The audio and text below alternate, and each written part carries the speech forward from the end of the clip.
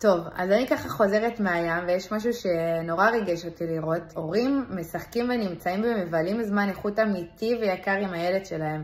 אם הם משחקים מתקות, אם הם משחקים כדורגל או סתם מסירות אפילו עם היד, אם הם נכנסים לים, עם גלשן, בלי גלשן, עם בוגי, בלי בוגי, לא משנה מה קורה, הילד וההורה נמצאים בזמן איכות מעצים, זמן בלי הסחות דעת כמובן, כי אין מה לעשות בים, כל העיניים צריכים להיות על הילד ולרגע לא להוריד, כי יש גם סכנה בלשלוח את הילד לבד, במיוחד שהוא ילד קטן.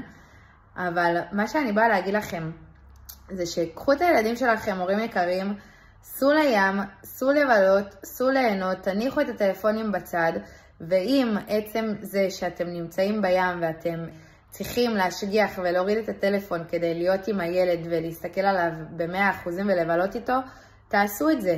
תעשו את זה. אם זה מה שעוזר לכם באמת, רק בסיטואציה כזאת אתם מצליחים לשים את הטלפון בצד כי אתם צריכים להיות ולדאוג אובר לילד, תעשו את זה. גם אתם תהנו, גם הילד ייהנה, ואתם תרוויחו קשר וזמן שלא יחזור על עצמו.